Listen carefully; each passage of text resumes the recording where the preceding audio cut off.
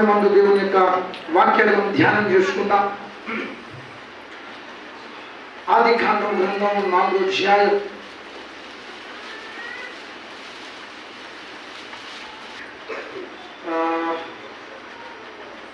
మొదటి వచనం నుంచి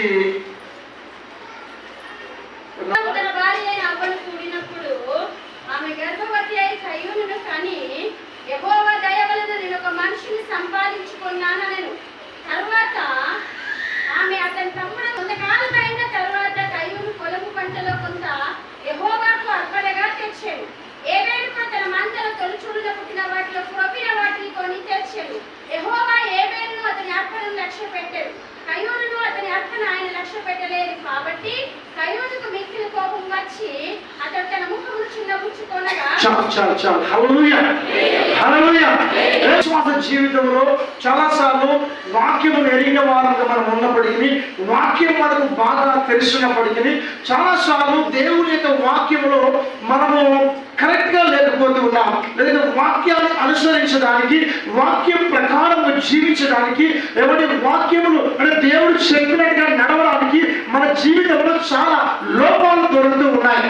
ఎందుకంటే మనము మన దృష్టి, మన యొక్క విషయాలు చాలాసార్లు నేను కరెక్ట్ గానే ఉన్నాను, నా స్థితిగతులు చాలా బాగానే ఉన్నాయి, నేను వాక్యం చదవడంలో బాగానే ఉన్నాను, లేకపోతే నాకు బాగా ప్రార్థన వచ్చు, లేకపోతే నా సాక్ష్యం చాలా గొప్పది, లేకపోతే నేను బాగా పాడగలను, లేకపోతే నేను బాగా వాక్యం చెప్పగలను, లేకపోతే నేను బాగా వాక్యం చదవగలను, లేకపోతే నేను బాగా మాకు ఈ భూమి మీద కావలసినటువంటి భౌతికమైన వనరులు మాకు బాగా ఉన్నాయి అంటే వీటిని మెయింటైన్ చేస్తూ, లేదంటే వీటి చేత తృప్తి పడుతూ చాలాసార్లు దేవునికి వాక్యాన్ని పాటించలేని వారంగా ఎవరి విశ్వాసంలో మనం మిగిలిపోతున్నాం. ఈ రోజున కొన్ని విషయాలను మీరు చెప్పడానికి ప్రయత్నిస్తాం. చాలా జాగ్రత్తగా దేవుని వాక్యాన్ని మనము విన్నాం. ఇక్కడ ఎవరి కయ్యూను హేబేలు గురించి రాయబడిన మాటలు ఇక్కడ మనకు కనబడుతూ ఉన్నాయి. అయితే ఎవరి కయ్యూను హేబేలు వారిద్దరు కూడా దేవుని దగ్గరికి అర్పణ తీసుకుని వచ్చినారు. అయితే మనందరికి బాగా తెలిసినటువంటి మాటే ఎవరి కయ్యూని యొక్క అర్పణ ఏం చేయబడిందమ్మా చెప్పండి. కయ్యూని యొక్క అర్పణ ఏం చేయబడింది? కొంత యెహోవాకు అర్పణ తెచ్చను. తర్వాత హేబేలు కూడా తెచ్చినాడు. హేబేలును అతని అర్పణను లక్ష్య పెట్టినాడు, కయ్యూను అతని అర్పణను. ఈ విషయం మనకు బాగా తెలుసు. అందుకే యేసుక్రీస్తు ప్రభువు వారు ఆయన జీవించిన కాలంలో చాలా మంది కానుకలు వేస్తున్న సందర్భంలో అందరూ కూడా ఆ కానుకలు వేస్తున్నప్పుడు కానుకల పెట్టిన దేవుడు ఏం చేస్తున్నాడు? యేసు ప్రభు పేరు చూస్తున్నాడు అని రాయబడింది. ఆ కానుకల పెట్టినే చూస్తున్నాడు. దాని అర్థం ఏంటి? ఎంత వేస్తారన్నా? బాగా జమైపోతాయి డబ్బులన్నా కాదు కదా. కానుకలు పెట్టనే అలా కూడా తేరు చూస్తా ఉన్నాడు. ఏం జరిగింది అక్కడ? చాలా మంది ధనవంతులు మూటలు ఎక్కువ డబ్బులు తీసుకొచ్చేసినారు. ఒక ఆమె ఎన్ని వేసిందట? 2 కాసులు వేసింది. ఏమన్నాడు యేసుక్రీస్తు ప్రభు వాళ్ళందరూ వైపు తిరిగి, మీ అందరికంటే ఈ అమ్మ ఈ 2 కాసులు వేసినటువంటి ఈ అమ్మ ఎక్కువ వేసింది అన్నాడు. వాస్తవానికి అది ఎక్కువేనా? ఇప్పుడు యేసయ్య కానుక చూశాడా? కానుక అర్పించే మనిషిని చూశాడా? కానుక అర్పించే మనిషిని చూశాడు. కానుక అర్పించినటువంటి ఆ మనిషి యొక్క మనస్సును చూశాడు. ఈ రోజున మనం ఏది కాపాడుకోవాలా? దేవుని దృష్టికి ఏది ప్రాధాన్యమో, ఏది ప్రాముఖ్యత, ఎందుకు గమనించలేకపోతున్నాం, ఎందుకు గమనించలేకపోతున్నాం? నీ హృదయమే ప్రాముఖ్యం, నీ జీవితం ప్రాముఖ్యం. నువ్వు ఎంత పరిశుద్ధంగా ఉంటావో, నువ్వెంత నీతిగా బతుకుతావో, నువ్వెంత నిజాయితీగా జీవిస్తావో అది కదా దేవుడు కోరుకుంటున్నాడు నీలో నుంచి. కయ్యూను తీసుకొచ్చాడు. కయ్యూను తనకి పంట పొలం నుంచి మంచి పంట తీసుకొచ్చినాడు. కులిపోయింది ఎలా, మురిగిపోయింది తేలేదు, తక్కువ ధర. కయ్యూనుకు బాగా తెలుసు. కయ్యూను కూడా ఎవరి మంచి పంట తీసుకొని వచ్చాడు, మంచి ఆహార పదార్థాలు తీసుకుని వచ్చినాడు. సరే అయ్యా మరి మంచి పంట తీసుకుని వచ్చాడు అంటున్నావు కదా, ఎందుకు మరి ఆయన అర్పించిన అర్పణను దేవుడు నిరాకరించాడు? ఎందుకు కయ్యూని అర్పణను దేవుడు ఎందుకు ఎవరు వ్యతిరేకించినాడు, తృణీకరించాడు? కాబట్టి కయ్యూని యొక్క అర్పణ తిరస్కరించబడడానికి కారణం ఏమిటి చెప్పడం? కయ్యూని యొక్క అర్పణ తిరస్కరించబడడానికి కారణం ఏమిటి? కయ్యూను తన స్వంత నీతి మీద ఆధారపడినవాడు. కయ్యూను తన స్వంత నీతి మీద ఆధారపడినవాడు. ఎందుకంటే ఎవరైనా అర్పణ తెస్తే ఏం తేవాలా? అర్పణ తీసుకొస్తే అర్పించే విషయంలో దేవుడు గొర్రె పిల్లలు తీసుకుని రావాలా. ఏమేమి ఏం తెచ్చాడు? ఏమేమి గొర్రె పిల్లలు తెచ్చాడు. సో మన అందరికీ చాలా మంది ఏమంటారు, చాలా మంది బైబిల్ పండితులైనా లేకపోతే చదివే వారైనా ఏమంటారంటే హేబేలు గొర్రెలు కాపరి కాబట్టి గొర్రె పిల్లలు తీసుకొని వచ్చాడు అంటారు. హేబేలు గొర్రెల కాపరి కాబట్టి గొర్రె పిల్లలు తీసుకొని వచ్చాడు అంటారు. హేబేలు గొర్రెల కాపరి కాకపోయినా చెప్పాలా, హేబేలు గొర్రెల కాపరి కాకపోయినా గొర్రె పిల్లలనే తీసుకుని వచ్చేవాడు. ఎందుకో తెలుసా? ఆ రోజు యొక్క అర్పణ విషయంలో తన తల్లిదండ్రులైనటువంటి ఆదాము అవ్వలు దేవుడిని సమీపించడానికి గొర్రె పిల్లలు అర్పించి దాన్ని దహించి అద్భుతము ద్వారా దాని ద్వారా దేవుడికి చేరుకోగలుగుతాము అనే సత్యాన్ని ఆదాము అవ్వలు కయ్యూనుకు చెప్పారు, హేబేలుకు చెప్పారు.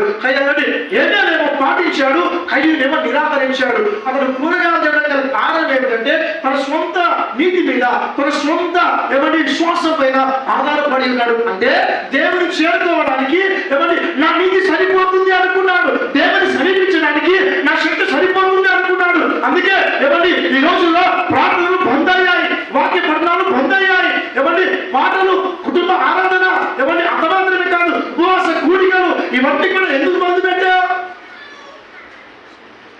నీ ప్రార్థన జీవితంలో నీకు ప్రార్థన తక్కువైందా లేదా? వాక్యం చదవడం తక్కువైందా లేదా? కుటుంబ ఆరాధన తక్కువైందా లేదా? పాటలు పాడుకొని ఆనందించడం తక్కువైందా లేదా? దేవుని సేవకుని ఆహ్వానించడం తక్కువైందా లేదా? ఇవన్నీ తక్కువయ్యాయి. ఎందుకు? సొంత నీతి మీద ఆధారపడగలుగుతున్నాం. నా భక్తి సరిపోతుంది, దేవుని చేరుకోవడానికి నా నీతి సరిపోతుంది, దేవుని చేరుకోవడానికి నాకున్న జ్ఞానం సరిపోతుంది, దేవుని చేరుకోవడానికి నాకు డబ్బు ఉంది కదా, నాకు జ్ఞానం ఉంది కదా అనుకుంటున్నాను. జాగ్రత్త. ఆలోచన కలిగి కూడా తన సొంత నీతి మీద ఆధారపడి ఉన్నాడు. విధేయత లేదు, వినయము లేదు, దేవుడిని నేర్చుకోవడానికి ఆయన ఇష్టపడట్లేదు. అందుకే అతని క్రియలు చెడ్డగా ఉన్నాయి. అందుకే కయ్యూను అర్పణ దేవుడు తిరస్కరించినాడు. అంతేకాదు ప్రియమైనటువంటి దేవుని బిడ్డలారా, గ్రహించుదాం దేవుని యొక్క వాక్యమును. కయ్యూను యొక్క అర్పణ తిరస్కరించబడింది, హేబేలు యొక్క అర్పణ అంగీకరించబడింది. హేబేలు దేవునికి ఇష్టమైన అర్పణ తీసుకొని వచ్చినాడు. హేబేలు దేవునికి ఇష్టంగా బ్రతికాడు. దేవునికి ఇష్టంగా బ్రతికాడు, దేవునికి ఇష్టమైన అర్పణ తెచ్చాడు. ఈ రోజున చాలా మంది కయ్యూను వలె దేవునికి ఇష్టంగా బ్రతకలేకపోతున్నాం, దేవునికి ఇష్టమైన ఆరాధన చేయలేకపోతున్నాం. ఎందుకంటే మనం బలులు అర్పించాల్సిన అవసరము లేదు. ఎందుకంటే ఇదిగో పాపమును మోసుకొని పోవచ్చిన దేవుని గొర్రె పిల్లగా ప్రభు యేసుక్రీస్తు ప్రభు 2000 సంవత్సరాల క్రితం మన కోసం శిలువలో యాగమయ్యాడు, బలయ్యాడు. బలి అర్పించాల్సిన అవసరం లేదు, కానీ ఆరాధన చేయాలి, కృతజ్ఞత చేయాలి, స్తుతి చెల్లించాలి. ఇది మన జీవితంలో కొదువైపోయింది. కనుక ప్రేమికుడు దేవుడు బిడ్డలారా, హేబేలును అతని అర్పణను దేవుడు ఎందుకు లక్ష్య పెట్టాడు? అతని హృదయం బాగుంది, అతని జీవితం బాగుంది, అతని క్రియలు బాగున్నాయి, అతని మనసు బాగుంది, అతని అంతయు కూడా పరిశుద్ధమైన పనులే చేశాడు. అందుకే ప్రేమికుడు దేవుడు బిడ్డలారా, ఈ రోజున మనుషులు మనల్ని మెచ్చుకోవచ్చు, మనుషులు మనల్ని శభాషత్ అనవచ్చు, మనుషుల దృష్టిలో మనకు మంచి పేరు ఉండవచ్చు, మనుషుల దృష్టికి మనకు మంచి ఘనత ఉండవచ్చు కాక, కానీ నీవు, నీ జీవితం, నేను, నా జీవితం, మనమందరము ఆయన దృష్టికి ఎలా ఉన్నాం? ఆయన దృష్టిలో మనకు ఏ స్థానం ఉన్నది? సమూయేలు మొదటి గ్రంథం 16వ అధ్యాయం చదువుతున్నాం.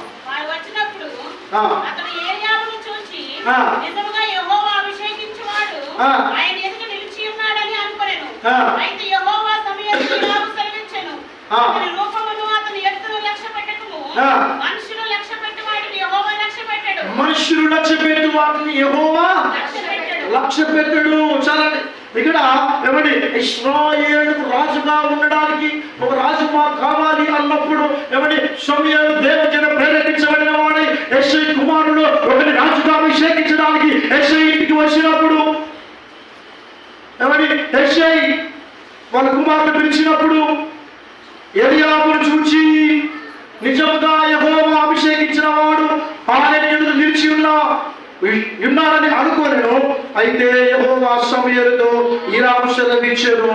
అయితే పెద్దోడు రాగానే సమూయేలు ఏమనుకున్నాడంటే, చూడ్డానికి బాగా అందంగా ఉన్నాడు, ఎత్తు చిత్తు ఉంది, బాగా ఏమని అన్నింటిలో బాగానే ఉన్నాడు, బాగానే కనిపిస్తుంది, యుద్ధం చేయగలడు, రాజుగా ఇతడు యోగ్యుడుగా ఉంటాడు అని చెప్పేసి ఏమని వెంటనే రాజుగా అభిషేకించడానికి ఏమని సిద్ధపడుతూ ఉన్నాడు. అప్పుడు వెంటనే దేవుడు సమూయేలుతో, ఏ సమూయేలు అని దేవుడితో మాట్లాడతాడు. సమూయేలు అది చూస్తారు, మనుషులు ఏమి చూస్తారు?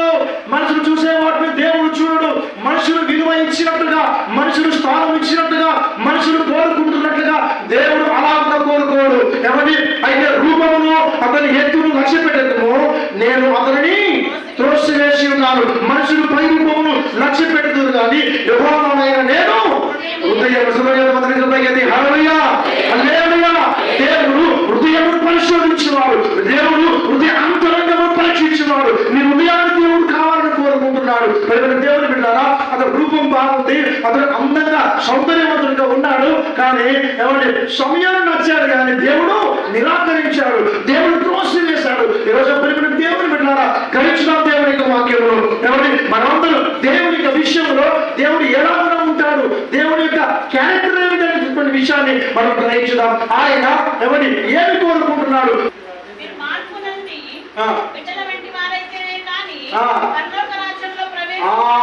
ఏమన్నాడు? మార్పు నొంది మనసుగా, మార్పు నొందిన బిడ్డలు అంటే మార్పు నొందిన బిడ్డలు. రెండవది ఏమన్నాడు? ఎవరు గొప్పడు అన్నాడు? ఈ చిన్నపిల్లలాగా తగ్గించుకున్నాడు. మొదటిదేమో మార్పు నొందిన బిడ్డలు. మార్పు నొందిన బిడ్డలు అంటే హెబ్రీ రాసిన పత్రిక 12వ అధ్యాయము 14వ వచనం, 14వ వచనం, అందరితో సమాధానమును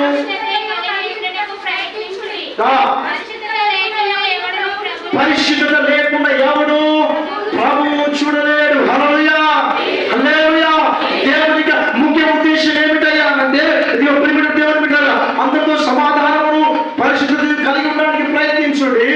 పరిశుద్ధత లేకుండా ఎవరును ప్రభువును చూడలేడు. దేవుని చూడాలి అంటే నీకు కావలసినటువంటి యోగ్యత, అర్హత డబ్బు కాదు, ఎవరి జ్ఞానం కాదు, పదవులు కాదు, ఉద్యోగములు కాదు, ఈ లోకంలో ఉన్నటువంటి పేరు ప్రగతి, ఇవి ఏవి కూడా ఎవరి కాదు. దేవుని చూడడానికి నీకు కావాల్సింది ఎవరి పరిశుద్ధత. అది నీ జీవితంలో పరిపూర్ణంగా రావాలని దేవుడు ఆశిస్తూ ఉన్నాడు, దేవుడు కోరుకుంటూ ఉన్నాడు. దేవుడు బిడ్డలారా, ఎవరి పరిశుద్ధత అంటే ఏమిటి అంటే, పాపము నుంచి వేరుపడి దేవుని కొరకే ప్రత్యేకంగా ఎవరైతే ఉంటారో వాళ్ళు మాత్రమే పరిశుద్ధులు. మరలా చెబుతున్నారు, ఎవరి పాపము నుండి, లోకము నుండి, శరీర ఇచ్చల నుంచి ఎవరైతే వేరుగా ఉండి ఎవరి దేవుని కొరకే ప్రత్యేకంగా ఉంటారో వారే పరిశుద్ధులు. ఈ రోజున గ్రహించండి, మన బతుకులో ఎవరి ఇటువంటి విధానంలో ఉన్నదా ఏమైనా ఆలోచన చేద్దాం. ఎవరి లోకానికి వేరుగా ఉండడానికి ప్రయత్నిస్తున్నామా? పాపానికి దూరంగా ఉండడానికి ప్రయత్నిస్తున్నామా? శరీర ఇచ్చలకు దూరంగా ఉండడానికి ప్రయత్నిస్తున్నామా? లేదే శరీర ఇచ్చలను కోరుకుంటున్నాం, ఎవరి శరీర కోరికలను కోరుకుంటున్నాం, కావాల్సుకుని ఆలోచిస్తూ ఉంటున్నాం, లోక సంబంధమైన పాప సంబంధమైన అలవాటు తలంపులు కలిగి ఉంటున్నాం. ఇది విశ్వాసకి తగిన జీవితం కాదట. అందుకే దేవుడు చెప్పాడు, సూర్యుడు చెప్పాడు, ఎవరి పరిశుద్ధత లేకపోతే ఎవరు కూడా ప్రభువును చెప్పండి, ఎవరు కూడా ప్రభువును అంటే దేవుని చూడడానికి, దేవునితో ఉండడానికి, దేవునితో కలిసి నడవడానికి ఎవరి విశ్వాసం కావాల్సింది ఏమిటి? స్టేటసా, డబ్బా, జ్ఞానమా? ఎవరి ఈ లోకంలో ఉన్నటువంటి ఏవైనా మనకు కలిగితే దేవుడు చూస్తామన్నాడా? దేవుడు పరిశుద్ధత. ఇది కనబడిపోతుంది. ఎందుకో తెలుసా? పులుసుంది కొంచెమైనను ముద్ద అంతయు పులిగ చేయదు కదా. పులుసుంది లోకంలో కొంచెమే కదా, ఇది ఒకటే కదా, ఇది ఒకటే అనుకున్నాను కదా, ఇది ఒక్క సినిమానే కదా, ఇది ఒక్క పాటలే కదా, ఇది ఒక్క సహవాసమే కదా, ఇది ఒకటే రోజు కదా, ఏమండి ఇది ఒక్కటే అబద్ధం కదా, ఇది ఒక్కటే కదా అని ప్రారంభిస్తూ ఉంటున్నా. సో కాబట్టి పరిమితం దేవుడు గ్రహించడం దేవుని యొక్క వాక్యములు చూడండి. రోమిలకు రాసిన పత్రిక 1వ అధ్యాయం, రోమా 1వ అధ్యాయం 24వ వచనం చూడమ్మా.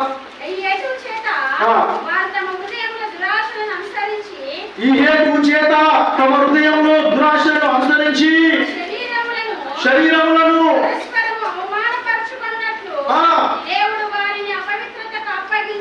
ఎందుకు అప్పగించాడు?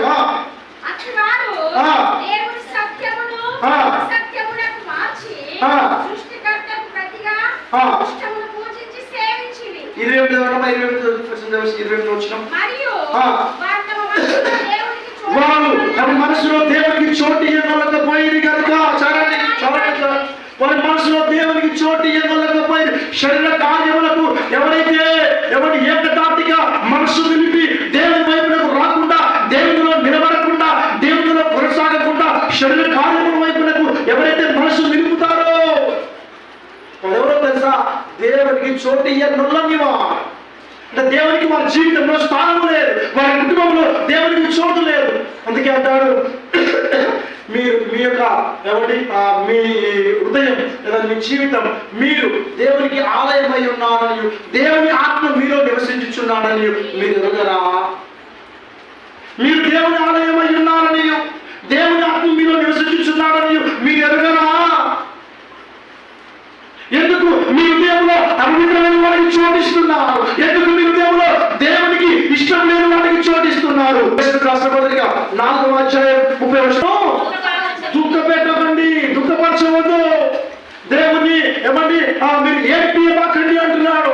దేవుని దుఃఖపెట్టకండి అంటున్నారు. మీ ప్రవర్తన దేవునికి వ్యతిరేకమైన విధానాలు, దేవుని యొక్క వాక్య ప్రకారంగా జీవించని మన తీరు దేవునికి దుఃఖం కలిగిస్తుంది, దేవునికి ఏడుపును కలిగిస్తుంది, దేవుడికి అభిమానం కలిగిస్తుంది. ఈ రోజు ఒకసారి మనం ఆలోచన చేద్దాం.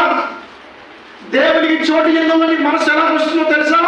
శరీర ఇచ్ఛలను బట్టి, ఒక మనసు కోరుకోవడాన్ని బట్టి అంచెలంచెలుగా చివరికి దేవునికి చోటు ఇయ్యడు.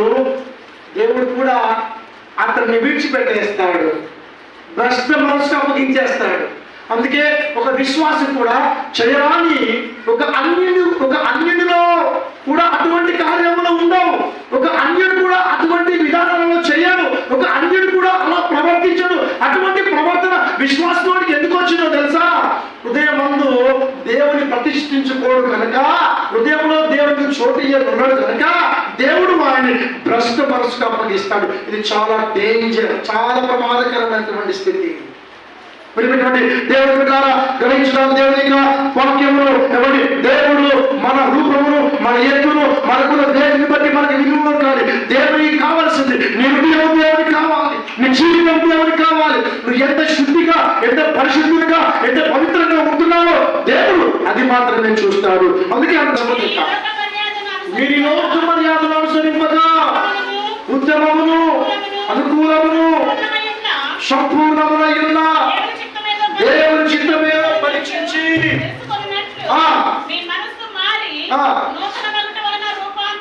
మీ మనస్సు మారి నూతన మగుట వలన రూపాంతరము చెందుడి. అంటే ఒక విశ్వాసి లోకముతో రాసిపడి లోకము తీరులకు, లోకము యొక్క ఆచారాలకి, లోకము యొక్క పద్ధతులకు వేరుగా బతకాలి. ఇది విశ్వాసికి తగిన జీవితం. అంతేకాదు విశ్వాసి క్రీస్తును లోకానికి చూపించాలి. ఇది దేవుని సంకల్పం. అర్థమవుతున్నమాట? లోకం తీర్పు, లోకం నడవడికి ప్రతి క్రైస్తవుడు కూడా రాసి కాంప్రమైజ్ కావద్దు. ఆశలు నిన్ను రేపుతాయి, ఆశలు నిన్ను ప్రోత్సహిస్తాయి, ఆశలు నిన్ను ఆకర్షిస్తాయి, కానీ నువ్వు కాంప్రమైజ్ కావద్దు. వేరుగా ప్రత్యేకింపబడాలి, ప్రత్యేకపరచబడాలి. పౌరు భక్తులు కొరింథీ సంఘములకు రాసిన 2వ పత్రిక 4వ అధ్యాయం 4వ వచనం, దేవుని స్వరూపమైన క్రీస్తు మహిమను కనపరిచే ప్రకాశము వారికి ప్రకాశింపకుండు నిమిత్తము, క్రీస్తు ప్రకాశం వారికి ప్రకాశింపకుండునట్లు ఈ యుగ సంబంధమైన దేవత విశ్వాసులైన వారి మనోనేత్రములకు గుడ్డితనమును కలుగజేసెను. విశ్వాసులు ఏమన్నారా? అవిశ్వాసులైన వారి మనోనేత్రములకు. చూడండమ్మా, లోకమునకు వేరుగా బ్రతికితేనే పరిశుద్ధంగా జీవించడం సాధ్యమవుతుంది. ఒక విశ్వాసంలో పరిశుద్ధత, పవిత్రత, నీతి, నిజాయితీ ఎలా సాధ్యమవుతుంది అంటే ఆ విశ్వాసి లోకమునకు, సాతానుకు, పాపానికి వేరుగా జీవించితేనే సాధ్యమవుతుంది. అలా జీవించకపోతే దేవుడు కోరుకున్నంత పరిశుద్ధత నీలోనికి రావడము అది ఎన్నటికీ అసాధ్యం. నా వాక్యమందు నిలిచిన వారైతేనే, దేవుని వాక్యమందు నిలిచిన వారైతేనే దేవుని